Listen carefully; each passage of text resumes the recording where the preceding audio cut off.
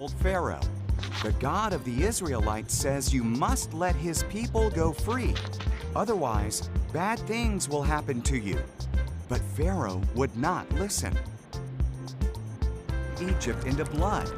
No one could drink it. Then he filled the Egyptian houses with frogs. Frogs were everywhere. Still Pharaoh would not listen. God filled the skies of Egypt with gnats. They covered the people like dust.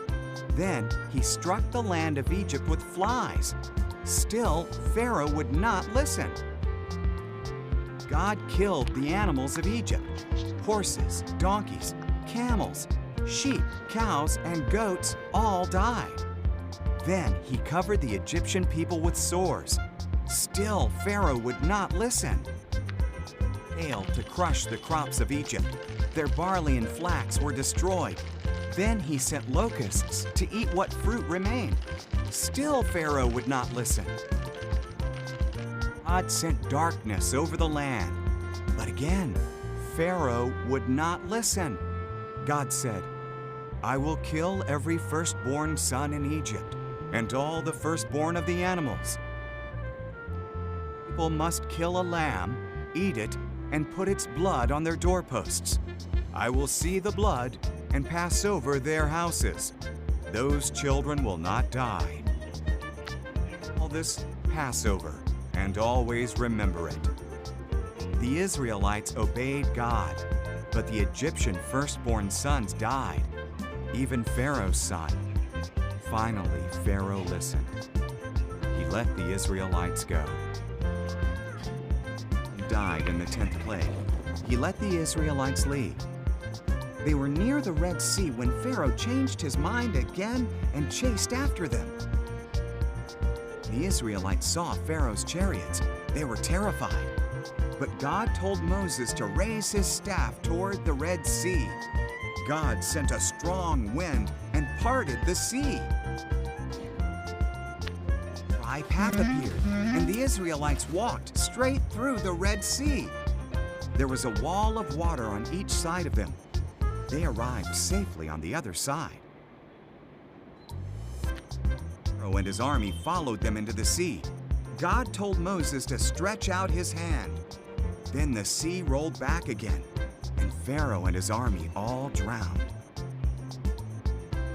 God led his people through a wilderness.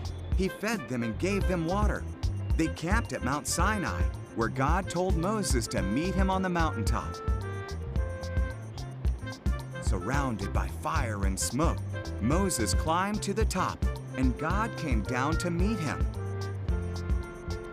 Then God gave Moses the 10 Commandments on 2 stone tablets. Don't worship other gods. Don't make idols. Treat my name with respect. Treat the Sabbath day as a special day. For parents, don't murder. Be loyal to your husband or your wife. Don't steal. Don't lie.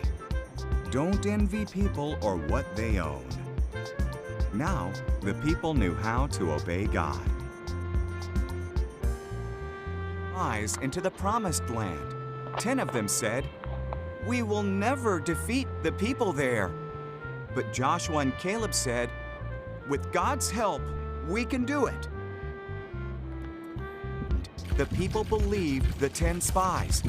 God said, "Only your children with Joshua and Caleb will enter the promised land." So after 40 years in the desert, it was time. The Israelites crossed the Jordan River. The priests went first, carrying the Ark of the Covenant. When their feet touched the river, it stopped flowing. Everyone crossed on dry land. Jericho was next. The Lord told Joshua, "For 6 days, march once around Jericho. Then, on day 7, march around 7 times. Blow trumpets. Shout. The walls will fall down." But trusted God. He did what the Lord said, and the walls fell down. They took the city. Rahab was spared. God's people began to take the promised land. disobeyed him. So God let the Philistines rule over them for 40 years. Then he chose a man named Samson to set them free. Samson's mother that she would have a son. Samson would have to make 3 promises to God: never drink wine, never touch dead things, never cut his hair. God made Samson very strong. He killed a lion, and bees made honey in its body. Samson touched the dead lion, breaking one of his promises to God. He even ate the honey. Samson fell in love with a woman named Delilah. The Philistines promised her lots of money to discover why Samson was so strong. She asked him again and again. Samson told Delilah his secret. "If my hair is cut, my strength will go." So, while he slept, Delilah called for a man to cut off his hair. Samson's strength left him. They captured him easily. They blinded him. Then they put him in prison and set him to work, dragging a heavy grinding stone. Samson's hair grew back. The Philistines brought Samson into their temple to thank their false god Dagon for defeating him. Samson asked God to make him strong one last time. Samson stood between 2 pillars and pushed on them. The temple fell down, killing all the Philistines, and Samson with them. Samson didn't keep his promises, but God kept his. Israel. Elimelech, Naomi, and their sons went to Moab to find food. Elimelech.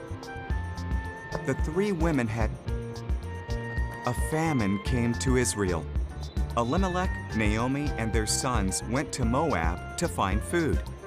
Elimelech died. The sons married Moabite women, Orpah and Ruth. Then the sons died too. Women had no husbands. When the famine in Israel was over, Naomi decided to go home. "Stay in Moab," she said to her daughters-in-law. "It's your home. Wherever you go, I will go. Your people will be my people. Your God will be my God." Together, Ruth and Naomi went back to Israel. This time in Israel, Naomi told Ruth to gather the bits of grain left behind in a field.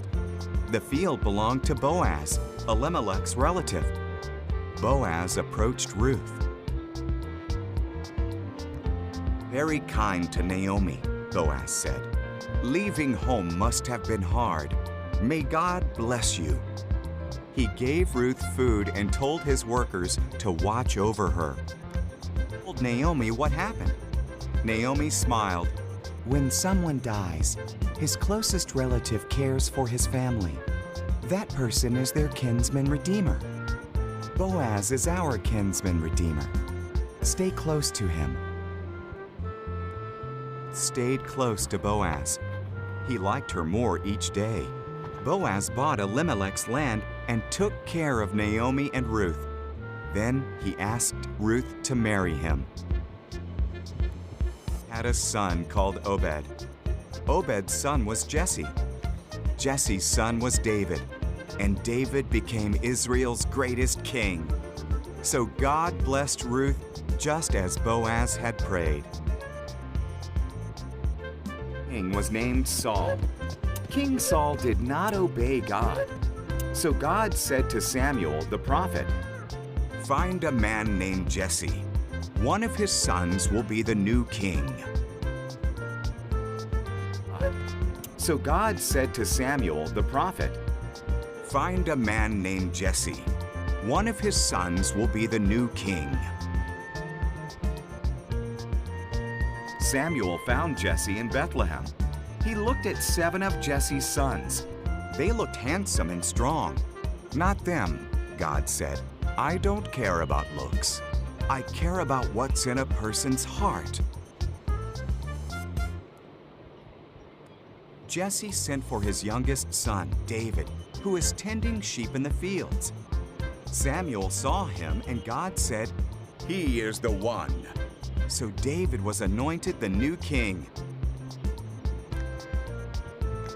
Sometime later, Israel fought the Philistines. A giant Philistine soldier called Goliath challenged the Israelites to send a champion to fight him. But the Israelites were all too afraid. David brought food to his brothers in the army. He heard Goliath's challenge and was not afraid. "How dare he defy God's army?" asked David. "I will fight him." Surprised, King Saul offered David his armor. "No," said David. "God helped me kill wild beasts. He will help me against Goliath too." David took 5 stones and a sling. "Am I a dog?" Goliath roared. "You send this stick of a boy to fight me." "You have a spear," said David, "but I have the help of Israel's God." David put a stone into the sling and threw it. It struck Goliath's forehead and knocked him down. The Israelites defeated the Philistines. With God's help, David was